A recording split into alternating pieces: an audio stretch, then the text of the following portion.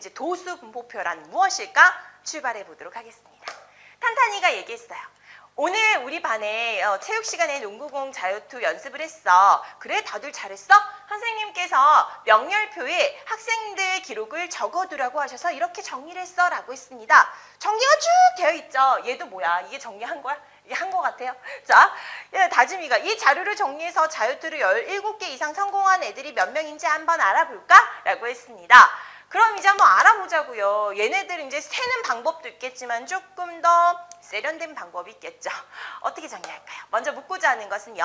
우리 항상 생각이 정리를 하셔야 된다고 했습니다. 코칭 들어갈게요. 문제 2회 묻는 것이 뭐였죠?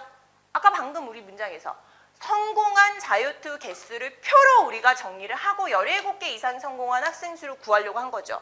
그럼 개념에서 떠올려야 될 게 뭐가 되겠습니까? 어떻게 정리를 할까? 이걸 세워야 되지 않겠습니까? 그죠? 그래서 성공한 자유투의 개수를 기준으로 구간을 한번 나눠보자. 이게 핵심이에요. 구간. 구간을 나눠서 한번 자료를 정리해보자. 이번에는. 오케이. 자, 그럼 이제 구간을 어떻게 나눌지 고민을 해보도록 하겠습니다. 적용, 해결 단계 가보도록 할게요. 성공 자유투의 개수가 가장 작은 경우가 몇 개부터 출발했습니까? 2개부터 출발했고요. 가장 큰 경우가 몇 개였습니까? 19개였다라는 것 확인할 수 있을 거예요. 그죠? 그래서 그럼 이제 구간을 어떻게 나눌까? 적당하게 나누시면 돼요. 이게 해답이 없어요. 정답은 없고요. 그냥 적당하게 5개에서 정말 많게는 한 15개 이내로 가셔야 돼요. 그러니까 5개에서 한 10개? 6, 7개? 이 정도가 제일 좋습니다. 구간이 너무 많아도요. 이거 뭐 구간 나누나 마나 쓸 필요가 없는 거죠. 근데 구간이 너무 작아도 너무 이렇게 뭉뚱그려서 그 구간들을 모아놓으면 자료들을 좀 분석하기가 힘들겠죠. 그래서 여러분들이 그냥 어떤 이 통계 파트는요. 상식적으로 생각을 해주시는 게 좋아요. 아셨죠? 자, 여기서는 이제 적당하게 2개 이상 7개 미만, 7개 이상 12개 미만, 12개 이상 17개 미만, 17개 이상 22개 미만 이런 식으로 표현을 했습니다. 구간을 하나, 둘, 셋, 4개로 한번 나눠봤죠. 오케이. 자, 그랬을 때 각각의 학생 수를 세봤더니 여기는 5명, 요 구간은 5명, 요 구간 6명, 요 구간 4명 이런 식으로 정리가 될 수 있겠다. 합해서 모두 20명이 있었고 자, 이제 대답을 하셔야 되겠죠. 이 별량들을 내가 일정한 간격으로 나누었다라고 했습니다. 어떤 일정한 구간, 간격으로 나눴구나. 그럼 이제 요 사이에서 어떤 이 구간들의 크기가 만들어지고 이 구간의 수가 만들어질 것이며 그거에 의해서 어떤 학생 수들이 이렇게 조사가 될 거 아닙니까?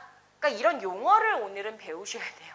오늘은 이런 용어를 이제 표현한다라고 생각하시면 되고 아까 17개 이상 성공한 학생들 물었잖아요.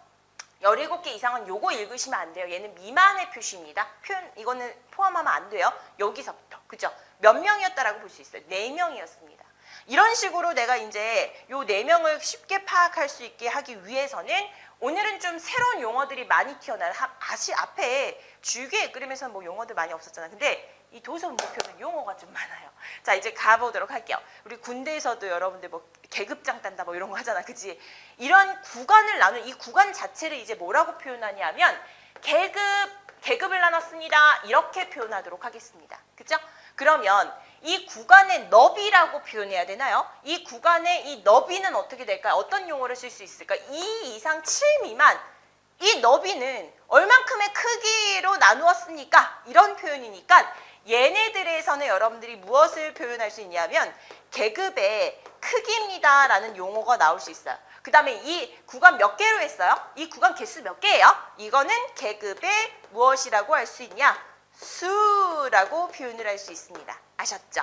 그러면 각각의 이 계급의 말이에요. 이 계급의 자 여기 학생 수는 몇 명입니까? 이 말을 이제 이런 식으로 표현할 거야. 도수. 아시겠죠? 그래서 이 인원수 학생 수를 도수라고 하는구나. 이렇게 표현하시면 돼요. 그럼 이쯤에서 질문 하나 할게요. 진짜 제일 중요한 거예요. 지금 오늘 이 수업 시간 앞에 통틀어서 제일 중요한 용어 하나를 체크해 보도록 하겠습니다. 봐봐. 여기 5명이죠. 5명이죠. 자, 여기 지금 5명이죠. 자, 이 5명은 그러면 성공한 횟수가 이 5명 각각은 몇 개인지 알아요? 몇 개예요? 자, 이 5명 개별적인 어떤 이 성공 횟수 알아요? 모르죠. 도수음포표의 단점이기도 해요.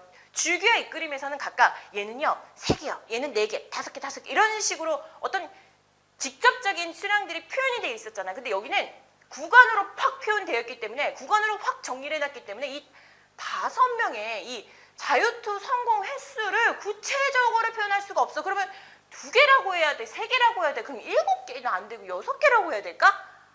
얘를 몇이라고 할 수 있을까요? 얘는 그치. 요 안에서의 또 공평하게 해줘야 될 거 아니야. 그냥 요 안에서의 평균 가운데 값을 정하자. 이 대표값 한번 정해보자라는 거예요. 그래서 계급의 이 대표값이다라고 하는 것을 우리는 제일 중요한 용어로 자 계급값 이제 이거 정말 많이 사용하고요. 참고적으로 중3학년 올라가시면 여러분들 또 요 용어가 나옵니다. 잘 보셔야 돼요.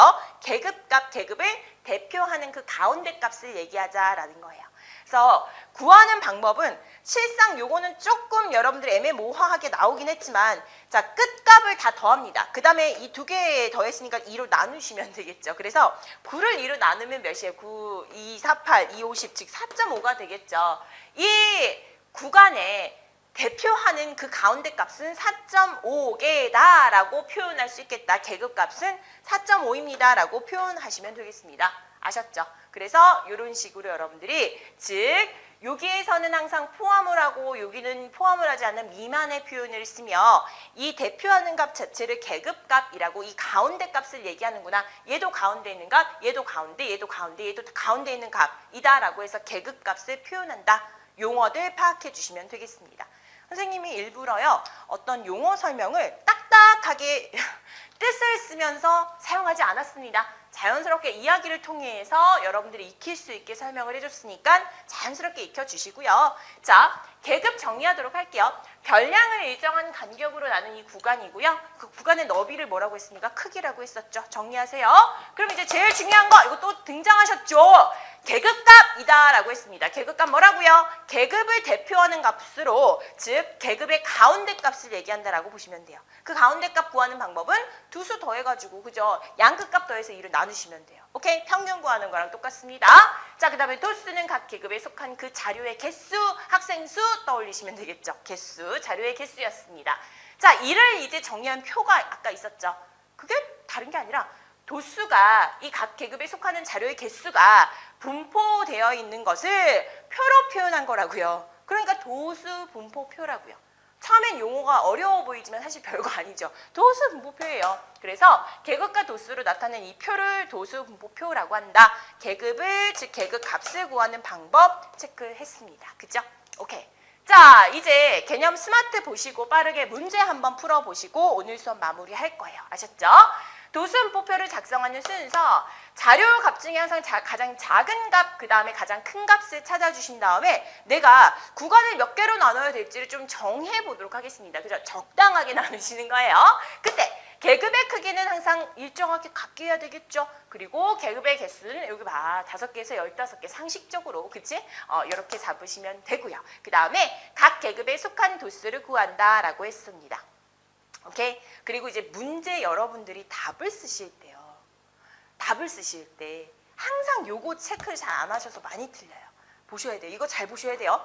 계급값이나 도수, 계급의 크기 등은 항상 단위를 포함해서 답을 써주셔야 돼요.